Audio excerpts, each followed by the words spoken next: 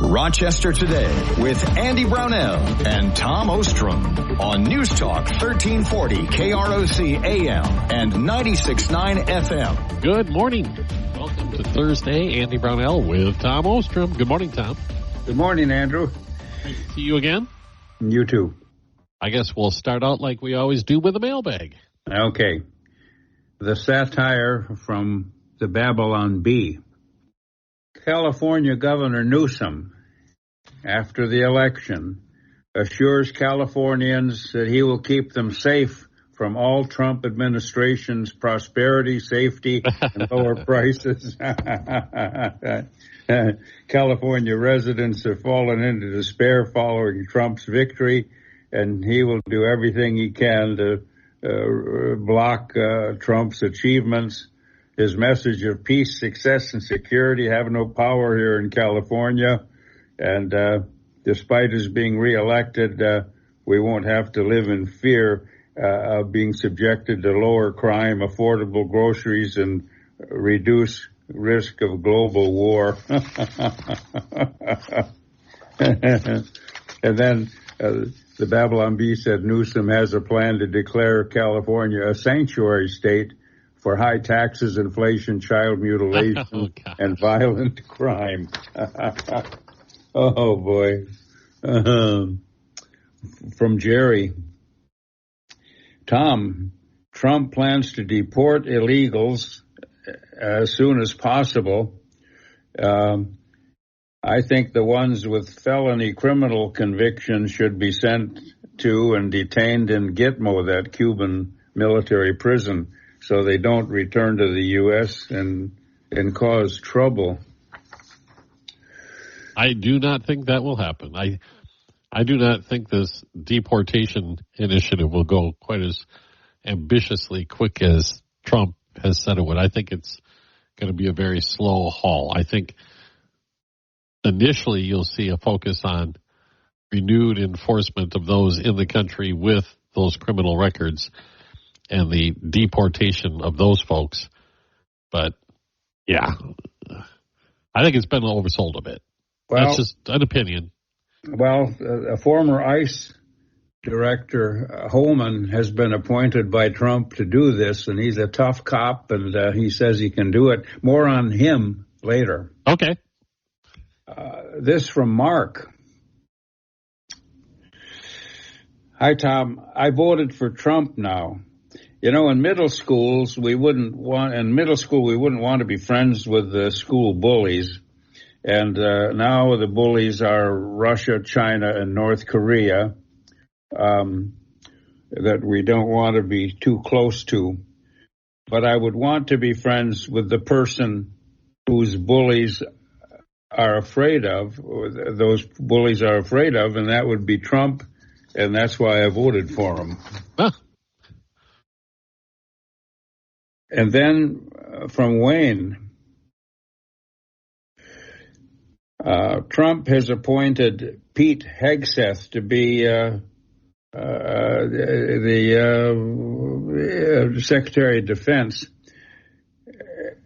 And Wayne says that Pete was an officer in the Minnesota Army National Guard. Yep. And he's a Minnesotan. And he was deployed to Guantanamo Bay and then to Afghanistan and then to Baghdad. And Wayne said Pete graduated from Forest Lake Regional High School in Minnesota. And so he's going to be the new Secretary of Defense. Young man, too. Comparatively speaking, he's 44 years old. And he's got a prominent position as a commentator on Fox News, so he'll be giving that up. And then from Nevada Babs, she's related to Nevada Dan out there in Nevada. Tom, this email space is not big enough to hold my smile about the election results. Thrilled since the Tuesday night election.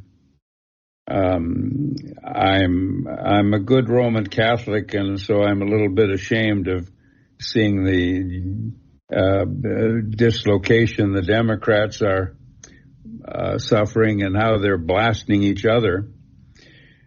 But because Trump's in charge, the wrongdoers, I'll bet, are erasing software, using bleach bit like Hillary did, and paper shredders are running around the clock in D.C.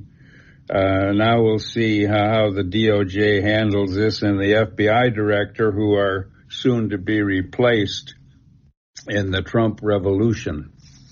Now, it's interesting you brought that up, because the world has changed quite a bit technologically since Hillary Clinton and the allegation of the busted up hard drives and efforts to erase data, because this government data, which is protected under the Freedom of Information Act, is largely uploaded to the cloud now. There are multiple backups and server storage, so it's not as simple as, taking your laptop and deleting everything on it and the hard drive, or purging your emails. Those emails are saved in multiple other locations.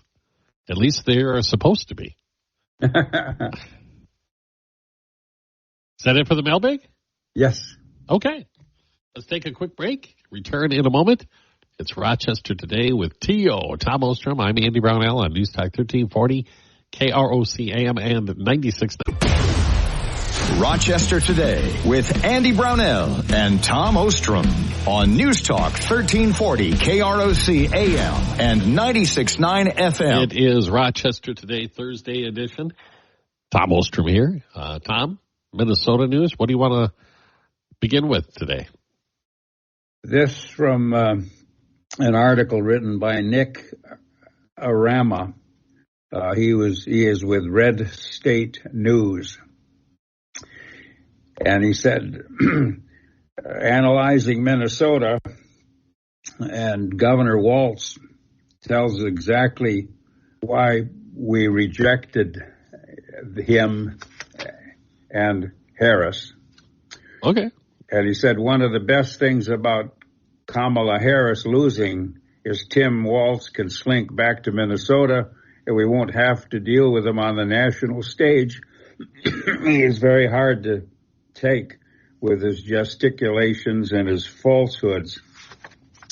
And he said Tim Walz was Kamala's worst choice, and he didn't help the ticket at all.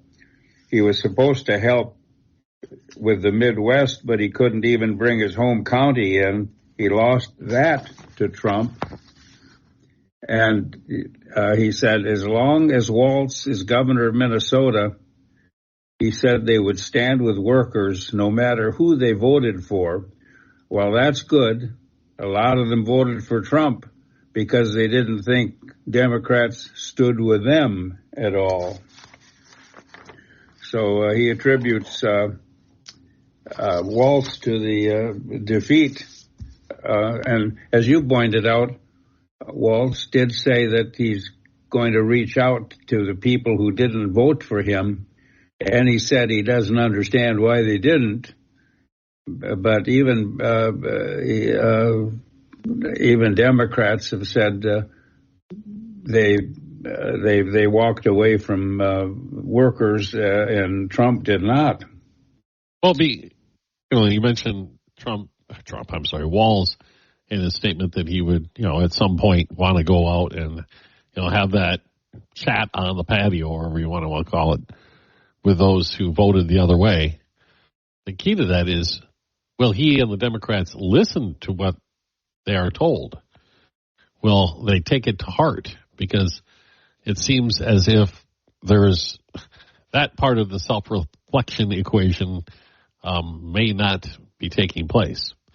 Although I think there are quite a few Democrats who are pondering these questions seriously, including the head of the Democratic National Committee, who during an interview publicly questioned the choice of Walz as the vice presidential nominee.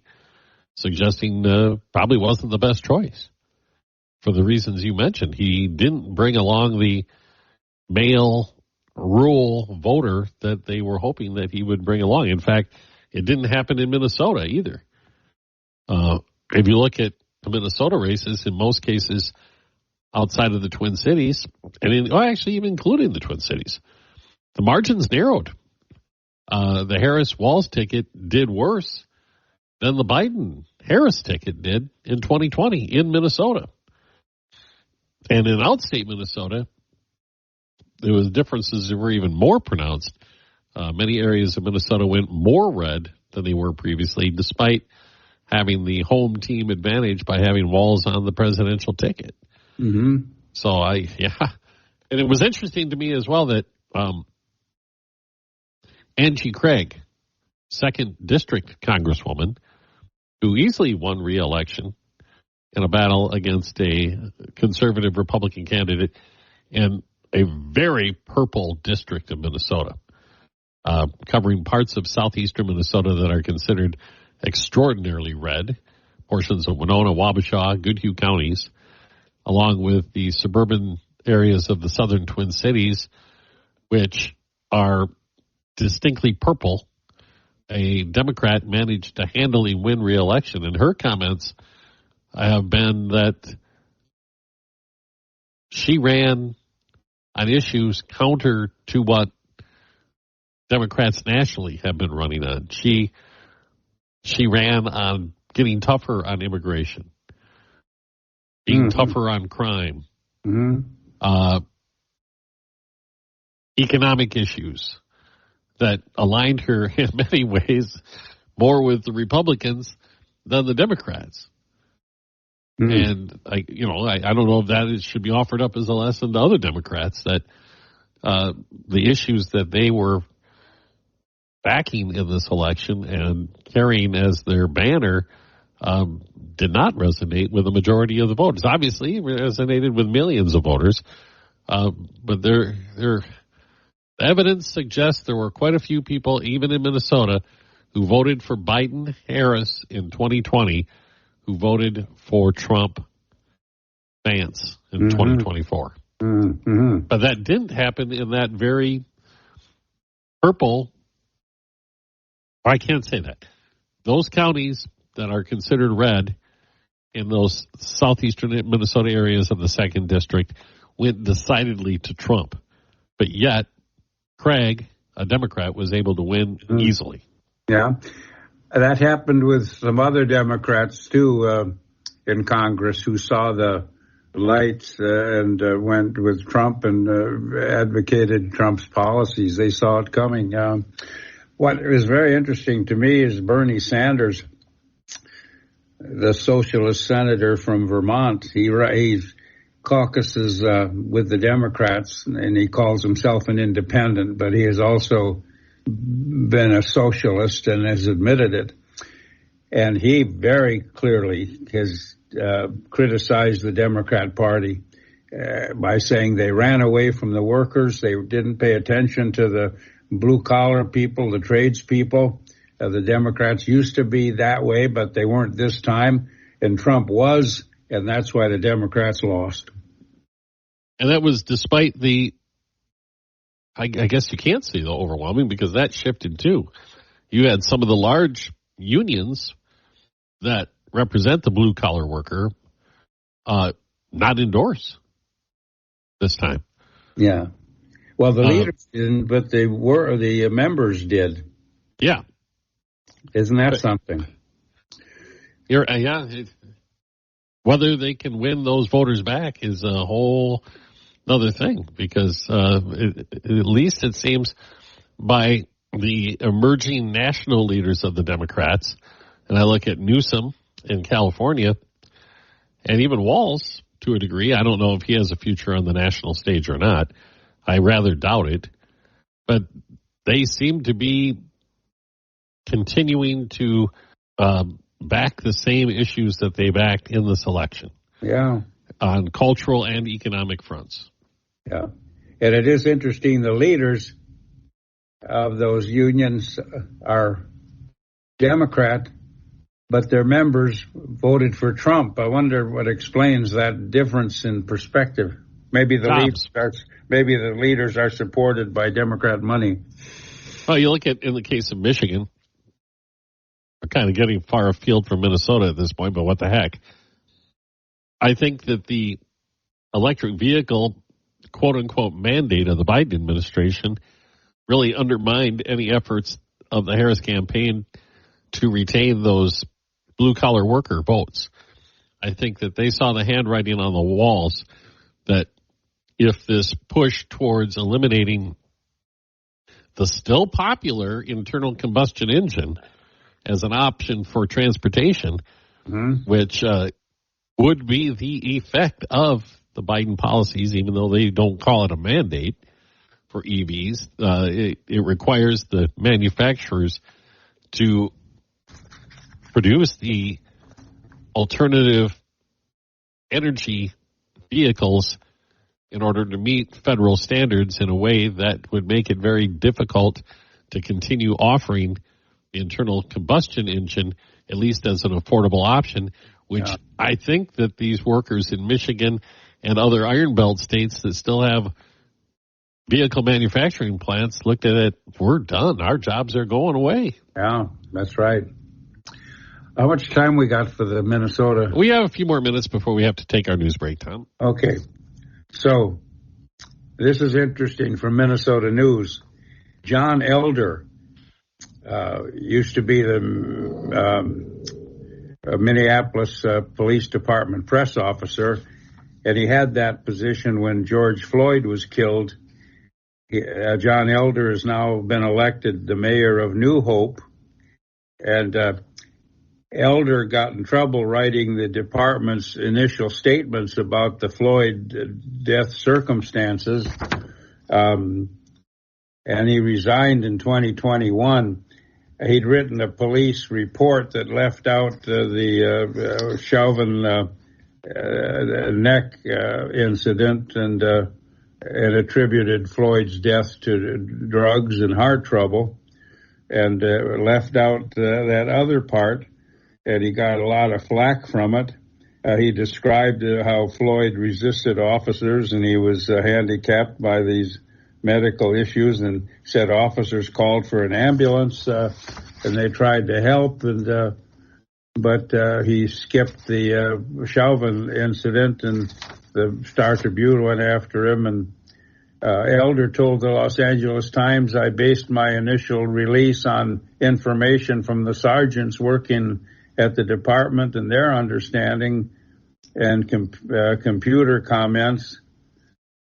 But the Minneapolis City Council voted to move that position to the city communications office. And Elder served as an emergency management director for the Isanta County Sheriff's Office, had a public relations role in the Robbinsdale Police Department, and now this mayoral election. Yeah, you could argue that he was thrown under the bus, as they say. I went and reread his initial statement in the aftermath of that, and it's obviously incomplete because it was an ongoing investigation. Whether or not he was even aware that Chauvin had his knee to the back of Floyd's neck at that point, I can't say for sure, but it looked to me like you would issue as a standard news release based upon a preliminary investigation. Mm-hmm. And then, of course, things come out later as an investigation proceeds and more information is available. But, okay, well, we need to take that break for news already. Mm-hmm. So we'll do that and come back in a few minutes with more of Tom Ostrom. I'm Andy Brownell on News Talk 1340 KROC AM at 96 FM. Good morning and welcome back. Thursday edition, Rochester Today with Tom Ostrom. I'm Andy Brownell, and I guess time to talk about national news, Tom. Yes, and the woke media is having a meltdown after the Trump election, and they are really suffering devastating losses. MSNBC and CNN since the election, they've had a huge drop in viewers. I think it was CNN that has lost 40% of their viewers already. And Joe Scarborough's popular program in the morning has lost about 40% of their viewers. People have just left them, I guess, as unreliable or not being on top of things. And an interesting thing, Chris Wallace left Fox News about 2 or 3 years ago because he didn't like the pro-Trump emphasis of the staff, and he resigned, and he went over to CNN. Well, he must have gotten word that CNN is going to fire a lot of people because he resigned quickly. And he said, well, he'll go to podcasts next. Sure. Well, that's the next frontier, isn't it? I wonder if it's more a credibility issue, Tom, than anything else. It's hard to miss when you listen to the coverage of what should be a straightforward news story on a lot of these, as you call them, mainstream media outlets. There's not even an effort anymore to be objective. And I guess you could say Fox actually paved the way because their slant would be one direction, and they've proven to be, in most situations, very successful. Mm-hmm. And these other mainstream media outlets, for whatever reason, chose the opposite tack in many ways and chose people to put in front of the cameras and the microphones that seemingly couldn't resist making their bias apparent in the way they describe the events. Mm-hmm. And I think that over the last 8 years, there's been growing frustration amongst the consuming public of that. And maybe they're just finally fed up with it. Maybe that's what it is. It's hard. It's actually hard to believe what you're hearing. And it doesn't matter what the source is anymore. I think as a responsible citizen, I don't care if it comes from Fox. I don't care if it comes from ABC. I don't care if it comes from the Wall Street Journal, the New York Times. Somewhere in the back of your mind, you should be questioning. Mm-hmm. Sure. Am I actually getting an objective assessment of what's really going on here, or is an agenda being pushed on me? Yes. And then people are finding out that if the agenda is being pushed on me, to heck with it. Why don't I just go to somebody whose bias matches mine and go for a ride with it on these podcasts? Right. President-elect Trump has already said that he's going to be dealing with Jack Smith, the special counsel who was going after Trump, and Florida Judge Aileen Cannon threw out Smith's classified documents case, saying he did not have the constitutional authority to target and charge President Trump because of the way he was appointed outside the regular lines. And the Department of Justice did not appeal that decision. But I think Jack Smith sees the writing on the wall, and he said he's going to drop the lawfare cases against Trump, and we'll see.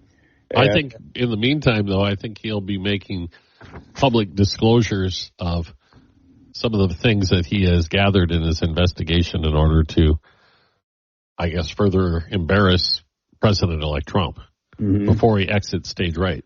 Yeah, probably. But also maybe he's avoiding the heat because some other prosecutors have expressed concern about what's going to happen to them given this election. Trump can appoint district attorneys, or is it attorneys general he can fire? Well, anyway, how is Trump going to expel these illegals? Trump said he'll go after the most severe criminals, traffickers, violent criminals. But Trump announced the appointment of Tom Homan, the former director of immigration enforcement. He'll be the border czar. Haman's a tough guy, and he's on television a lot. He used to be a New York City police officer, too. And he was on one of the woke networks, and the young lady said to him, "Are you going to really separate children from their parents in this expulsion?" And Holman said, and have cages. And Holman said, the cages were in the Obama years, not ours. And he said, we're not going to separate them. We're going to deport the children along with the parents.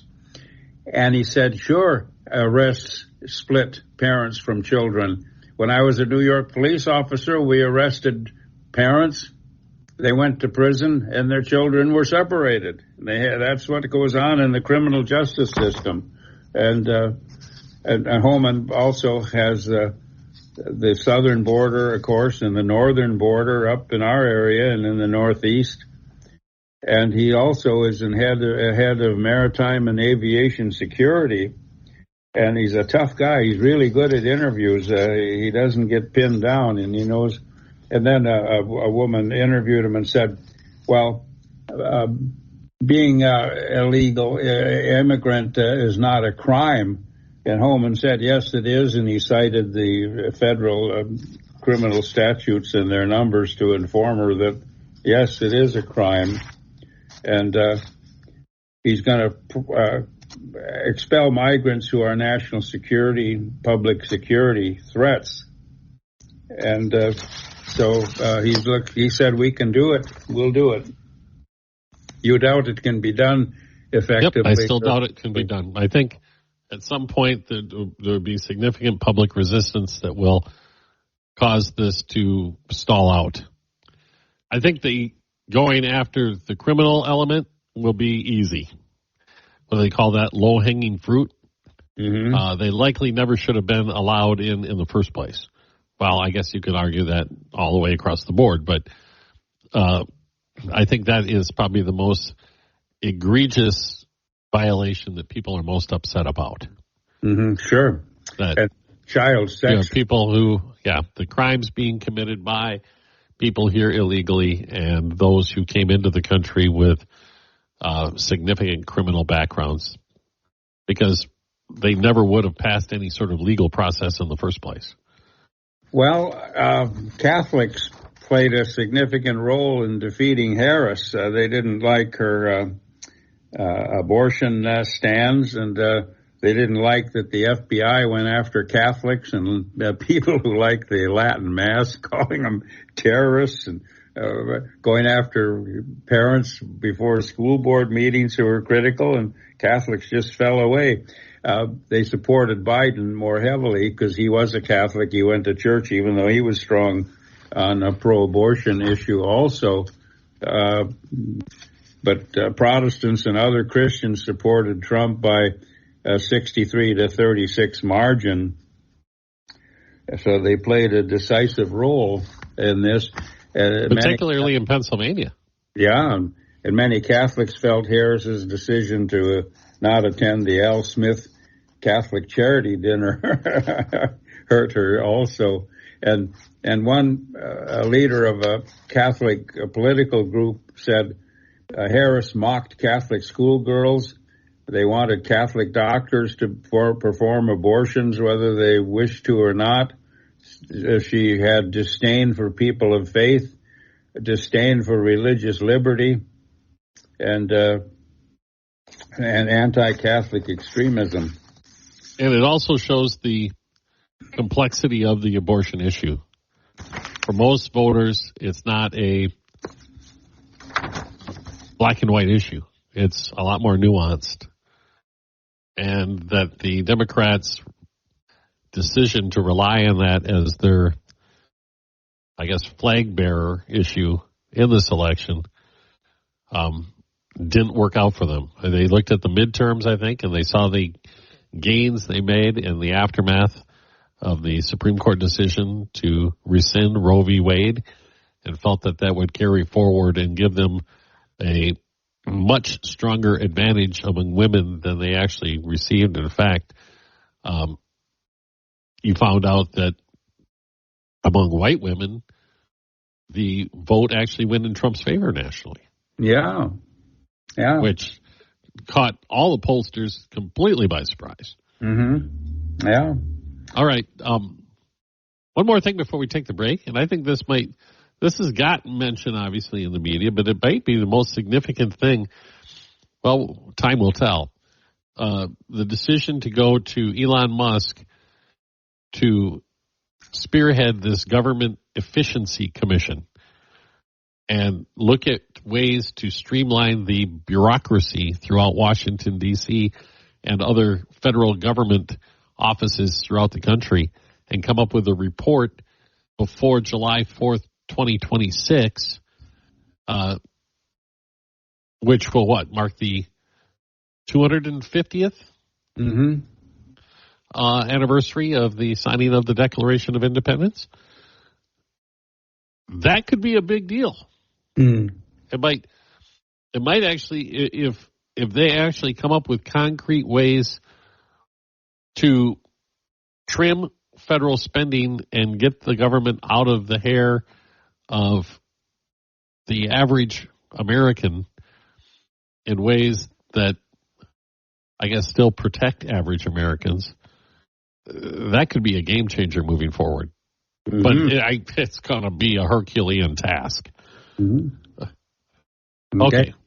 We'll take our break, come back. We'll discuss things happening on the international front with Tom Ostrom. Rochester Today in a moment on News Talk 1340, KROC AM and 96. Paul Trombley. Rochester Today with Andy Brownell and Tom Ostrom on News Talk 1340 KROC AM and 96.9 FM. It's Rochester Today, Thursday with Tom Ostrom. I'm Andy Brownell. And some breaking news yesterday, Tom. Apparently, reportedly, they have identified the source of that leak of the information concerning Israel's plans for the attack on Iran.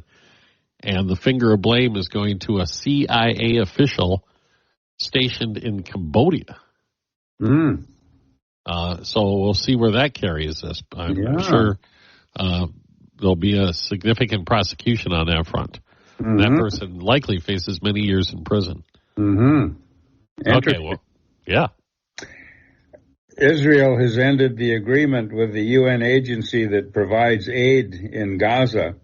The Israeli Defense Force in their patrols and combat have found centers of Gaza leaders with money galore, bags of money, lots of food. They're stealing food from the trucks that come in to feed Gazans and stealing supplies. And Israel has terminated the agreement with the UN Agency for Palestinian Refugees because of these things, and they are not going to allow them to operate in Israel. Israel said the agency has been infiltrated by Hamas, and they found that out by ground raids of buildings. And Israel's strike against Hezbollah are expanding now, and they're in Lebanon. They have been for quite some time. And also that there was that investigation that found that members of the organization itself, the UN organization, were connected to the actual October attacks on Israel. But wow. The UN is now stuck because they don't have another option. Right. Miranda Devine, New York Post, she's the one that uncovered the Hunter laptop story that the FBI dismissed and everybody else dismissed. And now she's had contact with an undercover reporter who was talking to UN officials who didn't know he was a reporter. And Miranda Devine, from her sources, said the United Nations is terrified. She uses the word terrified at the prospect of a Trump second presidency.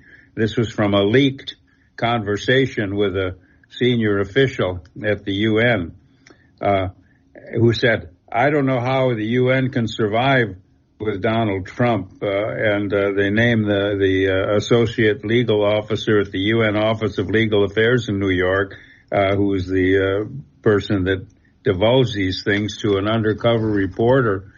He said he didn't know there was a camera on him either. He said, none of us want Trump because he's got this level playing field, America first attitude.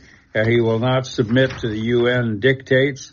We are representing a global citizenry, and the idea is we are threatened by the power of the United States because Trump and Americans don't want our institution telling the U.S. what to do.